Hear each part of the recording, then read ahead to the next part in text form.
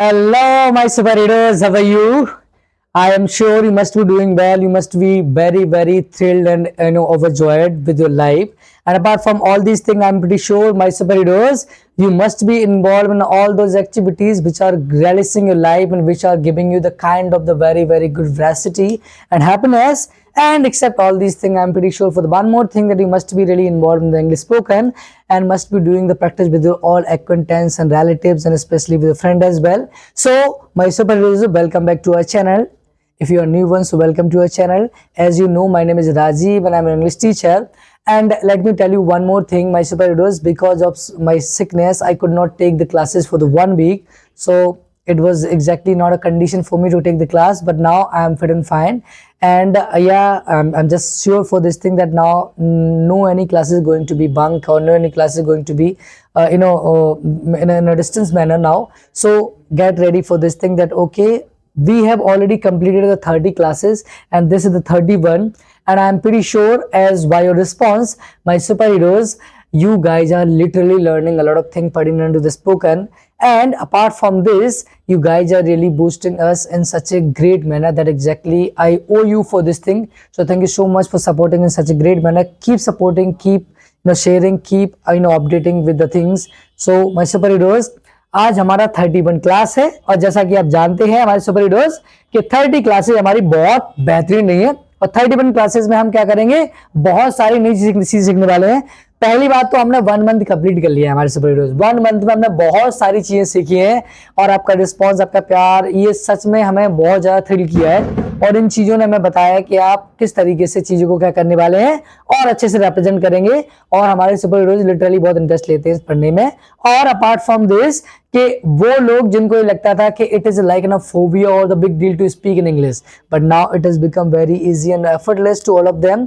Why such a class? So my superheroes 31 class है, तो 31 class में हम बहुत चीजें सीखने वाले हैं जो हमारे स्पोकन पर्पज के लिए क्या होती है, सिग्निफिकेंट होती हैं। तो हम क्या क्या सीखने वाले सुपर हीरोज?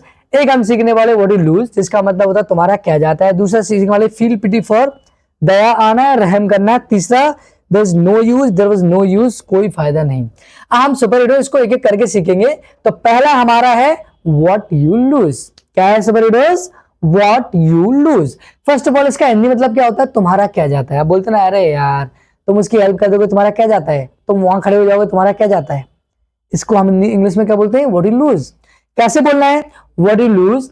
उसके बाद वर्ब का फोर्थ फॉर्म। वर्ब का फोर्थ फॉर्म आप जानते हैं हमारे सुपर हीरोज क्या होता है। किसी भी वर्ब में हम क्या लगा दें सुपर हीरोज, किसी भी वर्ब में हम लगा दें आईएनजी, वो क्या हो जाता है हमारा, वो हो जाता है हमारा वर्ब का फोर्थ फॉर्म। तो हमें लगाना है वर्ब का फोर्थ फॉर्म। वर्ब के फोर्थ फॉर्म के बाद क्या लगना है हमारा सुपर हीरोज, वर्ब के फोर्थ फॉर्म के बाद हमें लगाना है ऑब्जेक्ट और फिर लग जाएगा हमारा एटसेट्रा। कैसे देखो इधर, जैसे मैं उसकी मदद करने में तुम्हारा क्या जाता है, तो देखो रूल के अकॉर्डिंग व्हाट यू लूज, उसके बाद लगाना है वर्ब का फोर्थ फॉर्म, मदद करना होता है हेल्प, तो what you loose helping him. मैंने कहा यहां खड़े होने में तुम्हारा क्या जाता है, तो what you lose standing over here. मैंने कहा थोड़ी देर रुकने में तुम्हारा क्या जाता है, तो मैं कैसे बोलूंगा रूल के अकॉर्डिंग, व्हाट यू लूज, रुकना होता है स्टे, रूल के अकॉर्डिंग स्टे में क्या लगा देगा ING. What you lose staying for some time. मैंने कहा उसके साथ खड़े होने में तुम्हारा क्या जाता है, so what how we have to use it according to rule, what you lose standing with him. मैंने कहा इंग्लिश सीखने में तुम्हारा क्या जाता है, what you lose learning English। मैंने कहा संडे के दिन क्रिकेट खेलने में तुम्हारा क्या जाता है, तो what you lose playing cricket on Sunday।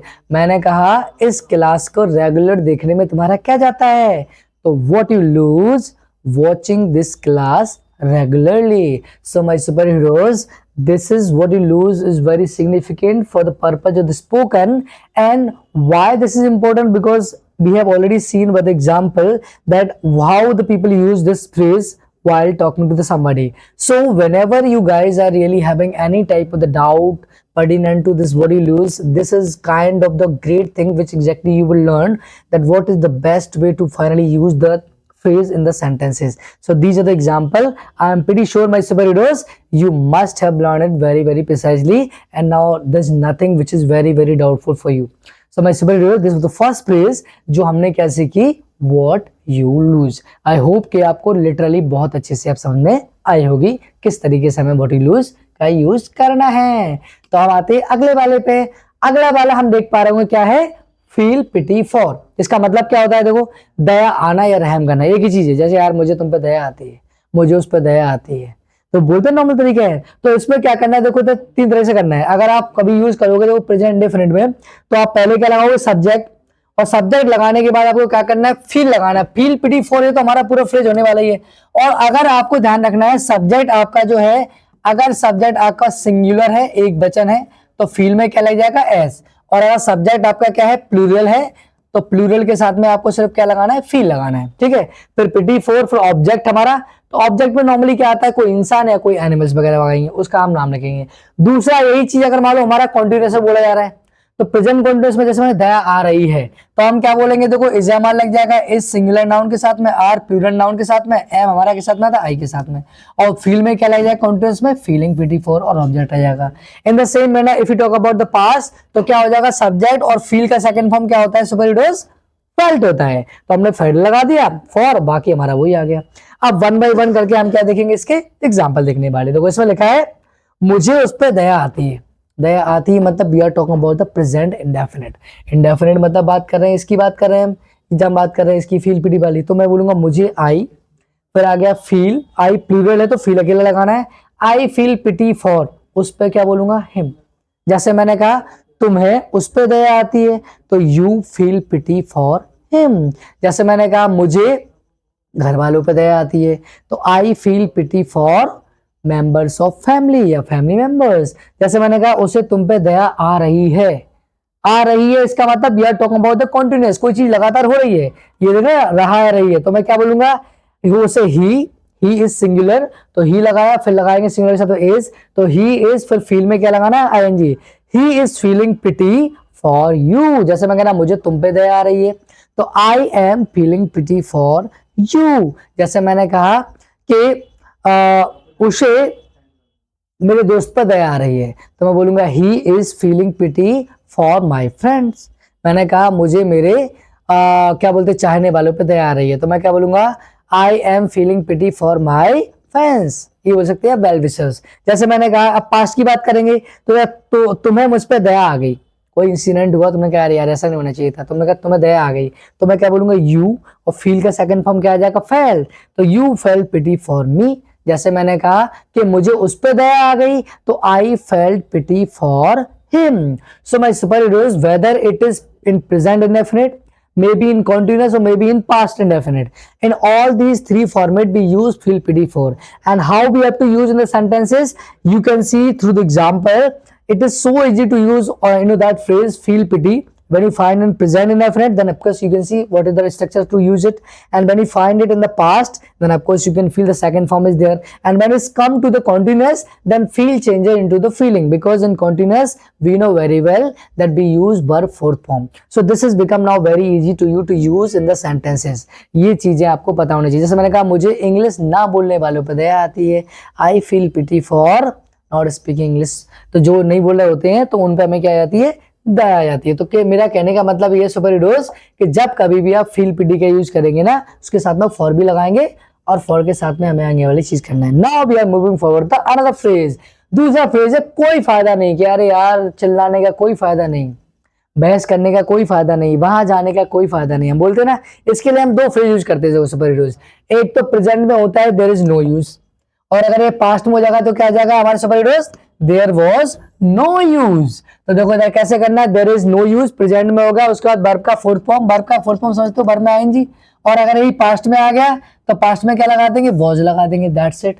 तो देखो कैसे करेंगे, मैंने कहा उसे समझाने का कोई फायदा नहीं, समझाते रहो, समझेंगे नहीं वो। तो मैं शुरुआत कैसे करूंगा, देयर इज नो यूज, क्योंकि प्रेजेंट में है लगा दिख रहा है, अगर था दिखेगा तो पास्ट में आ जाएगा।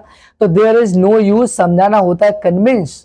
तो देयर आर 2 वर्ड्स, एक्सप्लेन और कन्विंस। जब नॉर्मली किसी बंदे को कोई बात समझा रहे होते हैं तो वो हमारा कन्विंस में, कि यार अपने भाई को समझाओ, इसको समझाओ, और अगर यही चीज बोर्ड के थ्रू या किसी चीज की तरह एक्सप्लेन की जा रही है तो वो हमारा एक्सप्लेन वाला जाता है। तो there is no use convincing him, मैंने कहा तुमसे बात करने का कोई फायदा नहीं, क्यों, क्योंकि तुम मेरी बात सुनते नहीं हो। तो मैं क्या बोलूंगा, देयर इज नो यूज, बात करना होता है टॉक, तो रूल के हिसाब से वर्ब में क्या लगाना है, NG. There is no use talking to you, मैंने कहा वहां जाने का कोई फायदा नहीं था, it came into the past, तो हमने क्या लगा दिया, there was no use, जाना होता है go, going there. जैसे मैंने कहा घर बैठने का कोई फायदा नहीं है, तो there is no use sitting at home. जैसे मैंने कहा यह क्लास इग्नोर करने का कोई फायदा नहीं है, there is no use ignoring this class. मैंने कहा इंग्लिश से दूर भागने का कोई फायदा नहीं है, तो there is no use running away from English.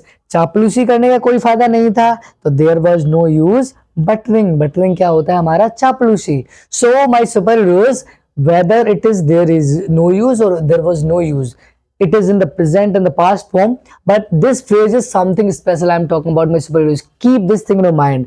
There are some phrases which is very, very significant. These are the phrases which is irresistible. You can't even ignore it. You can't even just say that, okay, this is not something where you are not supposed to be standing up with that phrase. So you have to mug up this phrase at any cost. Remember this thing, my superheroes. So how we have to use, you can see the present and past both are there, and there's nothing changes. In the present we use is, and in past we use was. Apart from this, we can see the rest of the structure are similar. Be fourth is here, even be fourth is there. So there's no kind of the botheration for you afterward, but in the present keep is, and in past keep the was. And how we have to use this thing, we can see through the example. So my superheroes, I hope you must have learned this thing very, very precisely. And let me tell you one more thing. If you literally find this type of the session very fruitful, very lucrative for yourself, I would request you, my superheroes. Of course, I know you are loving the class very, very thoroughly, but I literally want that thing that this should be really spread out to the many people, so that even they can just take the advantage of such a wonderful things. So I hope you literally gain the knowledge, you literally enjoy this session very thoroughly. And for now, my superheroes, I am signing off. Till then, keep learning, stay safe, stay healthy, and keep doing practice. And don't forget to share and subscribe and also like. Thank you so much.